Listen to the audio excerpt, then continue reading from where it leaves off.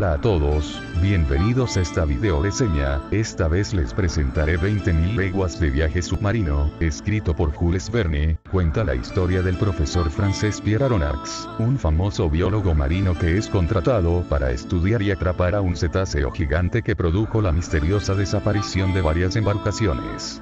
Pero este cetáceo es en realidad el submarino del Capitán Nemo, quien toma por prisioneros al profesor Aronnax, a su acompañante Consejo y el arponero Ned Land. La historia se disfruta mucho, y no es uno de esos libros que a veces nos parecen eternos, así que la lectura no es tan difícil. Además, este libro forma parte de una trilogía de viajes extraordinarios, en la que también podemos encontrar Los hijos del Capitán Grant y La isla misteriosa, los cuales aún no he leído, pero me imagino que son igual de buenos que el de 20.000 leguas de viaje submarino, ya que los escribió la misma persona. Su historia está narrada en primera persona por el profesor Pierre Aronnax, quien, tras convertirse en prisionero del Capitán Nemo junto a su asistente Consejo y del arponero canadiense Ned Land, es transportado por los océanos a bordo del submarino Nautilus. Gracias a su testimonio, se puede advertir que la experiencia protagonizada por este personaje comenzó tiempo después de que el buque Abraham Lincoln naufragara a causa de una tempestad.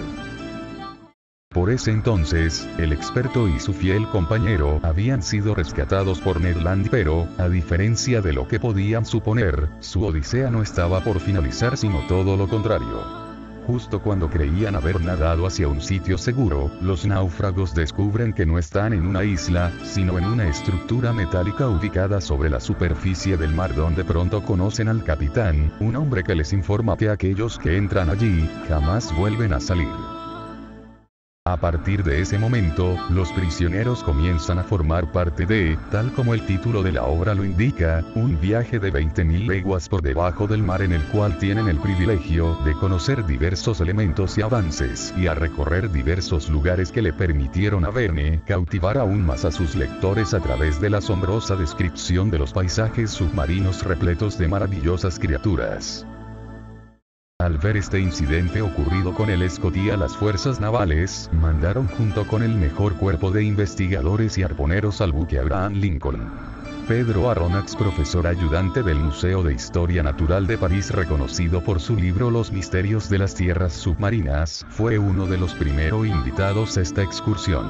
Y este mismo llevó a su fiel criado Conseil, el cual insistió mucho en acompañarlo. Otro que destacó en lo que fue esta expedición fue el famoso arponero canadiense Ned Land, el cual era conocido por toda América por sus grandes presas y su filoso arpón. Durante varias semanas navegaron en busca del, pero parecía en vano, ya que ni una luz del se podía apreciar en el horizonte.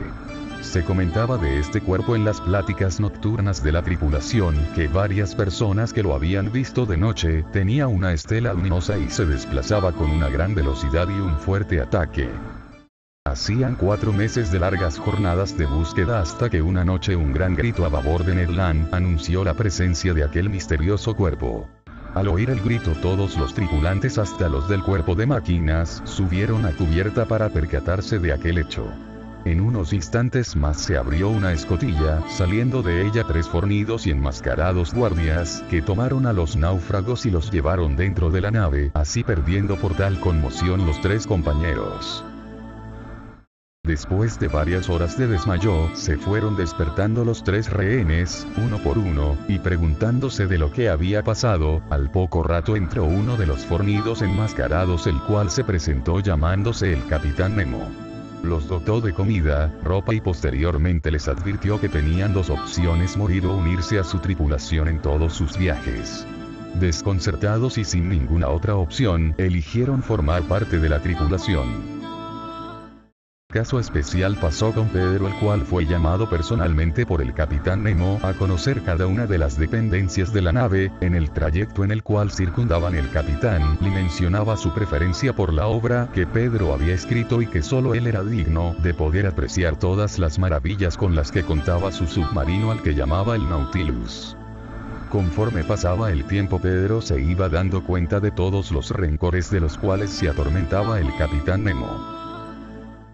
Cierto día por la mañana el capitán Nemo anunció a los 3 pasajeros invitados que almorzaran fuerte ya que la jornada de cacería marina sería muy larga.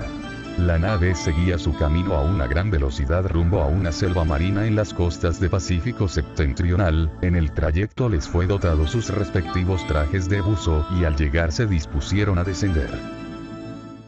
Pasaron 2 horas de aquella cacería de especies exóticas para la colección del capitán Nemo y al llegar de dicho acto el capitán Nemo me llamó ya que tenía algo muy serio que mostrarme. Caminamos hacia la parte de la enfermería donde se encontraba un tripulante inglés que tenía aplastada la cabeza. Al poco rato que falleció el capitán Nemo rompió en lágrimas y se mantuvo observando su entierro en aquella zona hasta el anochecer. Al poco rato me comentaba que me llevaría a la gran y gloriosa tumba del Vengador, a la cual llegamos después de dar varias vueltas alrededor y 3 días en buscarla. Llegaron estos personajes a dicho sitio, y con una voz triste y una mirada vulnerable el capitán Nemo dijo que aquel buque que estaba hundido era el Marsellés, y que fue dado a pique en 1772. Montaba 74 cañones y en una pelea, defendiendo su patria contra el Preston, perdió la batalla y fue derrotado por el mismo buque que semanas pasadas había atacado el pueblo natal del capitán Nemo. Mientras tanto Ned Land no perdía tiempo junto con Conseil para idear su plan de fuga. Al subir a superficie, Nautilus sufrió un fuerte impacto de un camión en una de sus paredes. Al ver la oportunidad que tenían de escapar Ned Land y Conseil, salieron a mandar señas a los enemigos, pero al ver esto el capitán los golpeó, mandó de vuelta adentro. Inmediatamente el capitán mandó sumergir la nave para atacar por debajo, resultó muy favorable y a los 2 disparos de torpedos, fue derrocado y llevado a pique. De inmediato el capitán Nemo ordenó descenso conforme se fuera hundiendo el barco.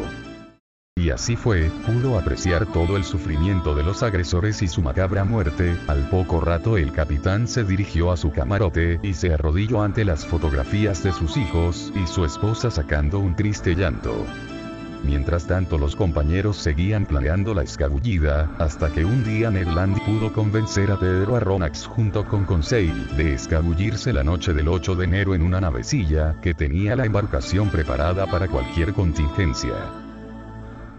Esa noche Pedro durmió de más en el día ya que sus latidos iban más allá de lo normal, por lo cual si lo llegase a encontrar al capitán él mismo se delataría. Esto fue hasta las 9:30 hora en la que salió para escabullirse de una vez por todas. Al pasar por fuera del camarote del capitán, escuchó que este tocaba una triste melodía, lo cual fue lo último que Pedro escuchó de él. Al llegar todos al sitio de partida, se subieron rápidamente mientras Conseil cerraba las escotillas.